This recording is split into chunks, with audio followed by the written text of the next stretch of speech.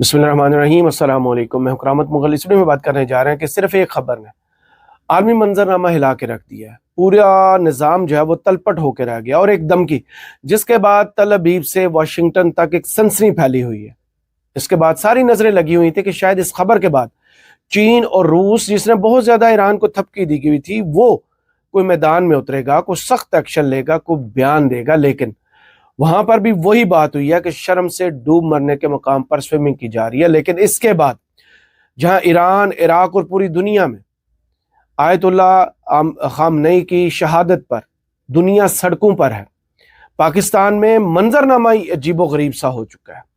یہاں پر خون کی ندیاں بہا دی گئی ہیں۔ جو خبریں ٹی وی پر رپورٹ نہیں ہو رہی، لیکن جو اے بی این کے رپورٹرز مختلف شہروں سے رپورٹ کر رہے ہیں، وہ کوڈ اینڈ کوڈ آپ کے سامنے رکھ دوں گا، کیونکہ اجازت نہیں ہے پاکستانی میڈیا پر یہ فیکٹس اینڈ فگرز رکھنے کی کہ پاکستان میں کیا کچھ ہو گیا ہے، کتنا خون بہہ گیا ہے۔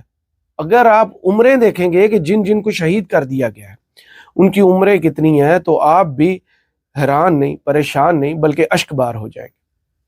اس سارے منظرنامے کے درمیان سب سے زیادہ توجہ اب تہران پر لگ چکی ہے کہ وہاں پر نئے سپریم لیڈر کا اعلان ہوگا، کیسے ہوگا، اس کا پروسیجر کیا ہوگا، اور کون کون سے ممکنہ لیڈران ہیں جن کا نام اس وقت سرکولیٹ کر رہا ہے کہ ان میں سے کوئی ایک شخص اب اس عہدے پر بیٹھے گا اور ایران کو پھر یکجان کرے گا۔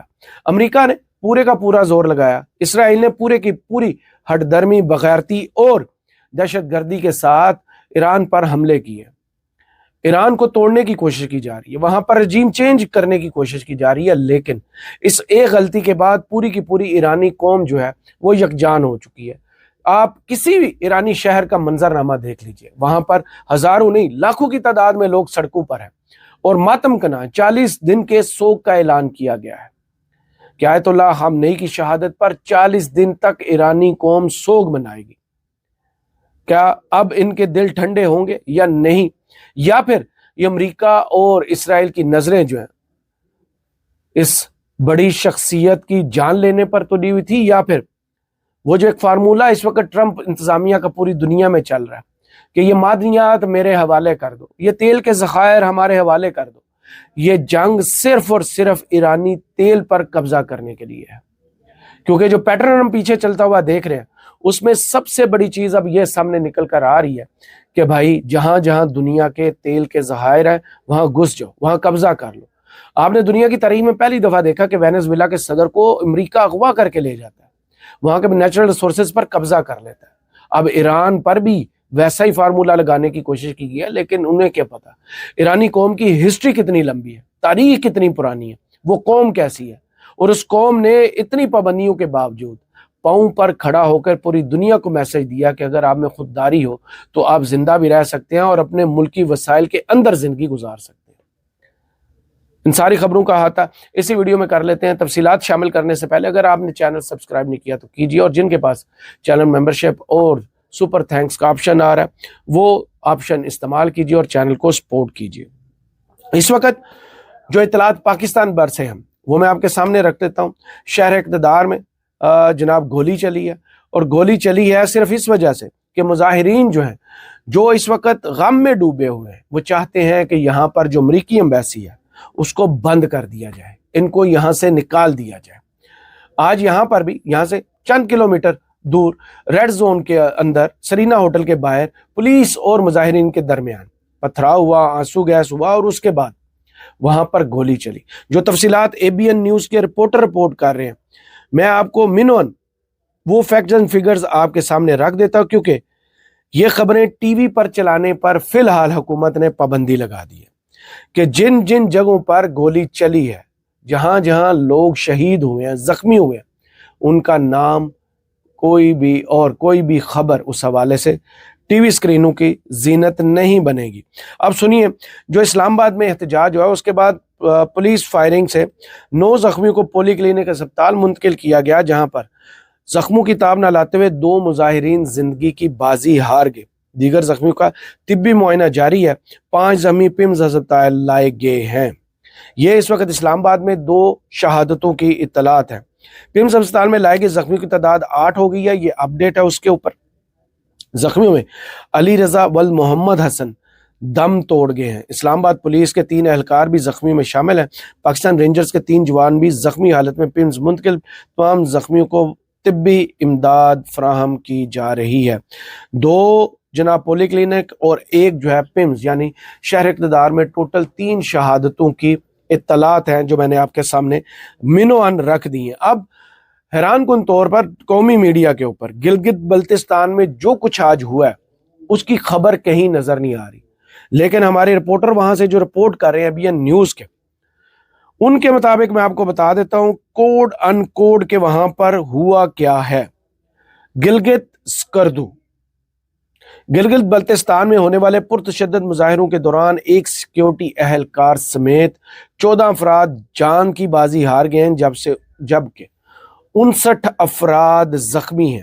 اطلاعات کے مطابق 7 افراد گلگت میں اور 7 افراد سکردو میں شہید ہوئے۔ زخمیوں کو اسپتال منتقل کر دیا گیا۔ مظاہروں کے دوران گلگت میں یونائٹڈ نیشنز کا دفتر جلایا گیا ہے۔ سکردو میں بھی UN آفس، آغا خان رورل سپورٹ پروگرام کا ریجنل آفس اور آرمی پبلک سکول کو آگ لگا دی گئی ہے۔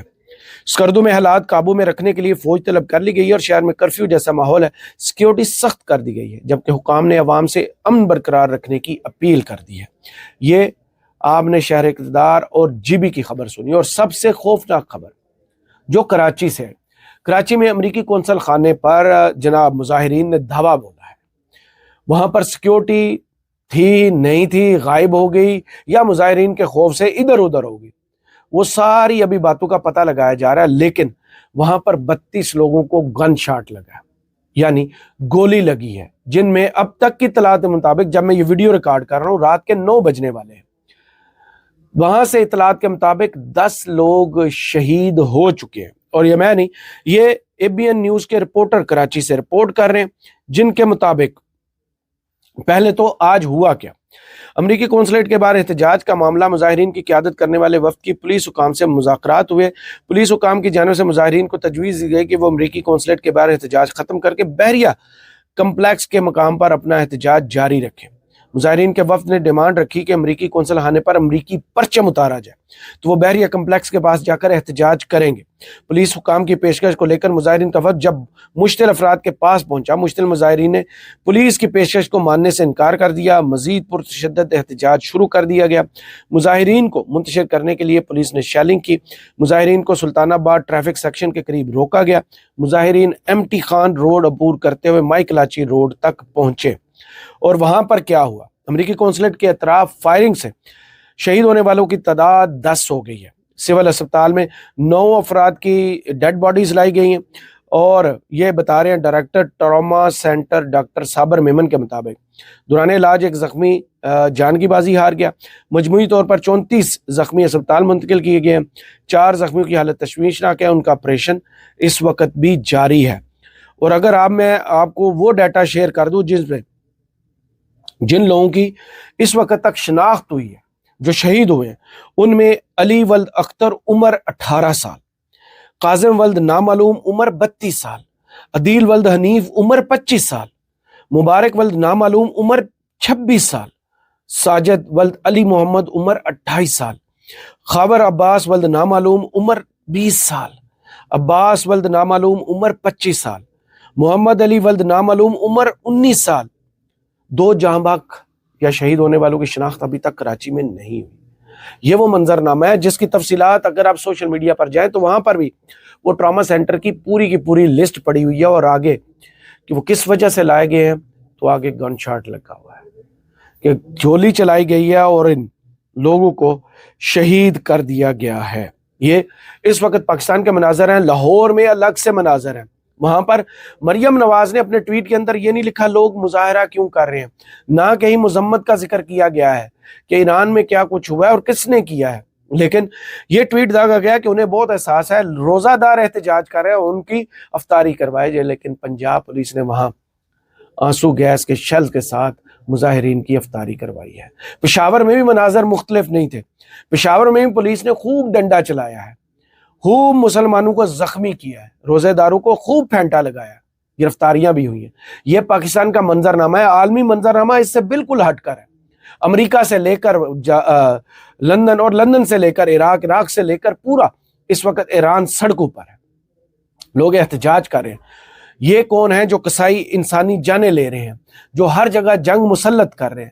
ان کے دو ہی نام ہیں، نیتن یاہو ہو یا ڈونلڈ ٹرمپ ہو۔ اس وقت انسانیت کے سب سے بڑے دشمن یہ دو لوگ ہیں جنہیں خون پینا راس آ چکا ہے، جو منہ سے یہ کہتا تھا، جو ہمارے وزیر اعظم کا جناب نوبل انعام کے لیے 2 دفعہ کا نامینی ہے، جو بورڈ آف پیس کا چیئرمین ہے، جو سیویئر آف ساؤتھ ایشیا ہے، اس نے خون سے مسلمانوں کو نہلا دیا۔ ایران میں جتنی شہادتیں ہو چکی ہیں وہ آپ بہت بہتر جانتے ہیں،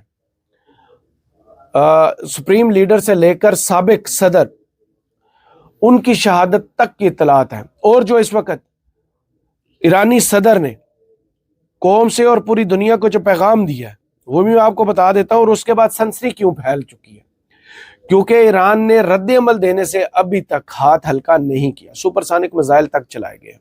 اس وقت آبنائے ہرمز میں 2 جہاز جو ہیں وہ ڈوب رہے ہیں، ان پر حملہ ہوا ہے۔ ایک دعویٰ یہ بھی کیا جا رہا ہے کہ ایرانی ڈرون اور میزائل حملہ امریکہ کے جناب ابراہم لنکن بحری بیڑے پر بھی کر دیا گیا ہے۔ آج بحرین، قطر اور UAE میں میزائل داغے گئے ہیں، اس کے علاوہ اسرائیل میں جگہ جگہ میزائل جا کے لگے ہیں اور ہلاکتوں کی اطلاعات ہیں۔ لیکن ان سب معاملات کے درمیان جو ایرانی صدر کا پیغام ہے، ان کے 2 جملے صرف میں آپ کو بتا دیتا ہوں، جسے تل ابیب اور واشنگٹن میں اس وقت سنسنی پھیلی ہوئی ہے۔ ایک تو انہوں نے بدلہ لینے سے پیچھے ہٹنے کا کہیں بھی اندیا نہیں دیا، یہ جنگ کب رکے گی، کیسے رکے گی، اندیا نہیں دیا گیا، کیونکہ ان پر جنگ مسلط کی گئی ہے اور وہ اپنے دفاع میں اس وقت جواب دے رہے ہیں۔ ایران نے جا کر حملہ نہیں کیا، امریکہ اور اسرائیل نے آ کر ایران پر حملہ کیا ہے، جس کے بعد یہ رد عمل جاری اور ساری ہے۔ کہا گیا ہے کہ مسلح افواج جمہوری اسلامی ایران پوری قوت کے ساتھ دشمن کے اڈوں کو نیست و نابود کرنے کے لیے اقدامات میں مصروف ہے، پیچھے نہیں ہٹیں گے، بدلہ لیں گے، آئندہ بھی بھرپور کارروائیاں جاری رکھی جائیں گی اور دشمنوں کو ہمیشہ کی طرح مایوس کر کے چھوڑیں گے۔ یہ وہ قوم ہے جس میں ابھی شہادتوں کی، جسے کہتے ہیں نا فیکٹس، فگرز بڑھنا شروع ہوئے ہیں۔ آج بھی جب تہران میں یعنی ایران کے دل میں مظاہرین سوگ میں تھے، وہ جا کر علی خامنائی کے سوگ میں کھڑے ہو کر تصویریں تھام کر، کالے کپڑے پہن کر، ایرانی پرچم اٹھا کر دنیا سے سوال کر رہے تھے کہ یہ دنیا کی سب سے بڑی دہشت گردی ہے جو اسرائیل اور امریکہ ایران کے ساتھ کر رہا ہے۔ پوری دنیا خاموش کیوں ہے؟ اقوام متحدہ میں تقریریں کر دی گئی ہیں کہ لیکن کوئی بھی ہاتھ روکنے والا نہیں ہے۔ نظریں لگی ہوئی تھی کہ شاید یہ بلاک جس میں ایران اور روس اور چین، یہ امریکہ کی سابقہ پابندیاں اور دھمکیوں کے باوجود ایران کے ساتھ کھڑے رہتے تھے، انہوں نے اچانک سے یہ سب کیا کر دیا کہ خاموش، مذمت، بس کام ختم۔ امریکہ کا ہاتھ روکنے والا کوئی بھی نہیں ہے، ڈونلڈ ٹرمپ کے سامنے کھڑے ہونے والا کوئی بھی نہیں ہے۔ یہاں پر جو ہونا چاہیے تھا ویسا کچھ بھی نہیں ہوا۔ قوموں نے سوچا ہوا تھا کہ جیسے دیکھیں اسرائیل جیسی ناجائز اور حرامی ریاست کو بچانے کے لیے امریکہ اس جنگ میں کود پڑا ہے جس کی یہ جنگ نہیں ہے، اس نے آ کے حملے کیے۔ دوسری جانب وہ لوگ جو اتحادی ہونے کا دعویٰ کرتے تھے، مشکل وقت میں ساتھ دینے کا دعویٰ کرتے تھے، وہ شرم سے ڈوب مرنے کے مقام پر سوئمنگ کر رہے ہیں۔ ایران کے ساتھ جو دشمن نے کیا ہے، دو اتحادیوں نے کیا ہے، وہ بھی اچھا نہیں کیا۔ روس اور چین کی طرف سے صرف مذمتیں آئی ہیں۔ آیت اللہ خامنئی صاحب کو کچھ عرصہ پہلے ماسکو میں آنے کی دعوت دی گئی تھی، لیکن انہوں نے جب سے وہ سپریم لیڈر بنے تھے انہوں نے ایران کے باہر ایک دورہ بھی نہیں کیا تھا، وہ اپنے ملک میں رہے جتنا عرصہ رہے۔ اور اب ان کی جگہ پر جو پروسیجر ہے وہ میں آپ کو بتا دیتا ہوں، کیونکہ اس پروسیجر کے تحت 4 لیئرز ایران میں کام کرتی ہیں، یہ آپ کو پتا ہونا چاہیے۔ وہاں پر یہ بالکل نہیں ہے کہ کیوس ہو جائے گا، سب ختم ہو جائے گا، ایک لیڈر گیا ہے تو دوسرا لیڈر تیار نہیں ہے۔ بھائی وہاں پر یہ ہوم ورک ہوتا ہے کہ ایک لیڈر خدا نخواستہ شہید ہوا ہے تو اگلا اس کی جگہ لینے کے لیے مناسب ترین شخص کا انتخاب بہت جلد ہو جائے گا۔ پروسیجر کیا ہے وہ میں آپ کو پڑھ کے بتا دیتا ہوں، میرے پاس لکھا ہوا ہے اور جن جن کے نام اس وقت سرکولیٹ کر رہے ہیں کہ اگلا رہبر وہ ہو سکتا ہے، وہ بھی نام کچھ سامنے آ گیا۔ پروسیجر کیا ہے؟ ایران میں رہبر کا عہدہ بہت بااختیار ہوتا ہے۔ سپریم لیڈر ریاست کے تمام اداروں کا نگران ہوتا ہے۔ رہبر کے پاس مسلح افواج کے سربراہوں اور چیف جسٹس کا نامزد کرنے کا اختیار اور منتخب صدر کی توثیق کا حتمی اختیار بھی ہوتا ہے۔ ایران کے آئین میں رہبر ایک طاقتور عہدہ ہوتا ہے۔ ایران کے آئین کے آرٹیکل 57 کے مطابق اسلامی جمہوریہ ایران کی حکومت کے تینوں ادارے مقرنہ، عدلیہ اور انتظامیہ ولایت فقیہ کی نگرانی میں کام کرتے ہیں۔ پاسداران انقلاب سمیت ایران کی تمام مسلح افواجوں کے سربراہ کی تقرری رہبر کرتا ہے، اور صرف رہبر ہی جنگ ختم کرنے کا اختیار رکھتا ہے۔ صدر کے انتخابات کے بعد کامیاب امیدوار کا تقرر نامہ بھی رہبر کی جانب سے جاری کیا جاتا ہے۔ رہبر کے پاس صدر کو برطرف کرنے کا بھی اختیار ہے، لیکن یہ تبھی ممکن ہے اگر چیف جسٹس صدر کو کسی جرم کا مرتکب قرار پاتے ہیں اور پارلیمان نے صدر کو آرٹیکل 89 کے تحت نااہل قرار دے دیا ہو۔ ایرانی آئین کے تحت رہبر چیف جسٹس کا تقرر بھی کرتا ہے اور عدلیہ سے سزا پانے والوں کو معاف کرنے کا بھی اختیار رکھتا ہے۔ ریفرینڈم کرانے کا اختیار بھی رہبر کے پاس ہے۔ اگر حکومت کے مختلف اداروں کے درمیان اختلاف پیدا ہو جائے تو رہبر سے رجوع کیا جاتا ہے، تاہم آئین کی تشریح کے لیے شورا نگہبان سے رجوع کیا جاتا ہے۔ اس وقت جو ہے آیت اللہ خامنئی کی شہادت کے بعد اب ایران میں نئے رہبر کا انتخاب ہوگا۔ رہبر کا انتخاب ایران کا مجلس خبرگان نامی ادارہ کرتا ہے، اور اس ادارے کو رہبر کو چننے یا ہٹانے کا اختیار بھی حاصل ہے۔ آیت اللہ خامنئی کے بیٹے مجتبیٰ خامنئی سمیت بہت سے علماء کے نام نئے رہبر کے طور پر لیے جا رہے ہیں۔ ایرانی آئین کے مطابق سپریم لیڈر کے لیے عالم دین ہونا لازمی ہے۔ وہاں پر سپریم لیڈر کے لیے، رہبر کے لیے آئین کا تو چلے سمجھ بوجھ ہے، لیکن عالم دین ہونا سب سے بڑی شرط ہے۔ علماء کی ایک کونسل سپریم لیڈر کا انتخاب کرتی ہے، 88 ارکان پر مشتمل۔ مجلس خبرگان سپریم لیڈر کو ہٹا بھی سکتی ہے۔ مجلس کے ارکان ہر 8 سال بعد عوامی ووٹ سے منتخب ہوتے ہیں۔ یہ جو 88 ارکان ہوتے ہیں، ضوابط کے مطابق مجلس خبرگان کے اجلاس کے لیے کم از کم 2/3 ارکان یعنی 59 افراد کی شرکت ضروری ہے۔ نئے رہنما کے انتخاب کے لیے اجلاس میں موجود افراد کی 2/3 اکثریت کے ووٹ کی ضرورت ہوتی ہے۔ ایرانی آئین میں نئے رہبر کے انتخاب کے لیے کوئی وقت مقرر نہیں ہے۔ اس وقت جن علماء کے نام ایرانی سپریم لیڈر کے امیدوار کے طور پر سامنے آ رہے ہیں، ان میں آیت اللہ خامنئی کے بیٹے مجتبیٰ خامنئی اور چیف جسٹس غلام حسین محسنی نمایاں ہیں۔ ان کے علاوہ ایران کے پہلے سپریم لیڈر آیت اللہ خمینی کے پوتے حسن خمینی کا نام بھی اس عہدے کے لیے لیا جا رہا ہے۔ سابق چیف جسٹس صادق لاریجانی اور عارضی رہبری کونسل کے رکن علی رضا عرافی کے نام بھی زیر غور ہیں۔ اس کے علاوہ محسن عراقی، محمد مہدی باقری اور ہاشم حسینی بشیری بھی نئے رہبر کے طور پر منتخب کیے جا سکتے ہیں۔ شاید دشمن یہ سمجھا تھا کہ ایران میں ایک شخص کی شہادت کے بعد نظام تلپٹ ہو جائے گا، ایران میں بغاوت شروع ہو جائے گی، لیکن اس شہادت نے پوری کی پوری ایرانی قوم کو یکجان کر دیا ہے۔ ان کے اگر کوئی اختلافات بھی تھے تو وہ پھر متحد ہو گئے۔ دشمن نے وہ غلطی کر دی ہے جو اس نے سوچا تھا اس کی بہترین حکمت عملی ہے، لیکن اس وقت اس شہادت کے بعد وہاں پر نئے رہبر تو آ جائیں گے، نئے رہبر اپنی ذمہ داریاں بھی سنبھال لیں گے، لیکن سب سے بڑا ٹاسک اس وقت ایرانی حکومت اور انٹیلیجنس ایجنسیز کے لیے وہ ہے، وہ موساد کے انٹیلیجنس نیٹ ورک کو بریک کرنا، سی آئی کے نیٹ ورک کو بریک کرنا، ان جاسوسوں کو پکڑنا، ان غداروں کو پکڑنا جو ان کی صفوں کے اندر موجود ہے۔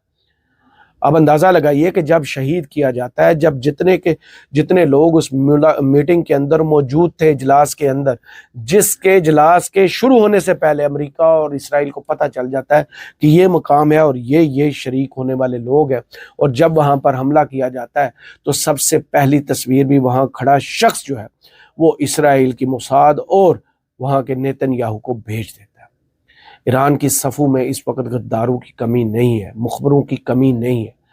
آپ اس دھرتی پر دیکھ لیں کہ کتنے لوگ شہید ہو چکے ہیں، اسلامی دنیا کے کتنے رہنما، اسماعیل ہنیہ کی شہادت یہاں پر ہوئی، ایران کے صدر جن کو جناب فضائی حادثے کا نام دیا گیا، اس کے بعد حسن نصر اللہ صاحب کی شہادت دیکھ لیں۔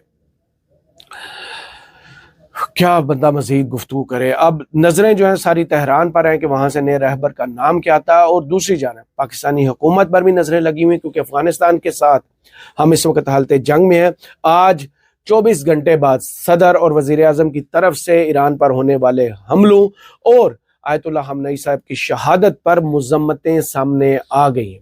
سیکورٹی کا ایک بڑا اجلاس بھی کیا گیا ہے، اور محسن نقوی صاحب نے نہ صرف مظاہرین میں گئے ہیں بلکہ علماء سے مل کر ایک اجلاس کیا. اس حوالے سے مزید تفصیلات اگلی ویڈیو میں آپ کے سامنے رکھ دیتا ہوں کہ پاکستان کیا حکمت عملی لے کر میدان میں اترنے والا ہے. فی الحال اس ویڈیو سے کرامت مغل کو اجازت دیجیے. اپنی دعاؤں میں یاد رکھیے گا اور کمنٹس باکس میں ضرور بتائیے گا ویڈیو آپ کو کیسی لگی. اللہ حافظ.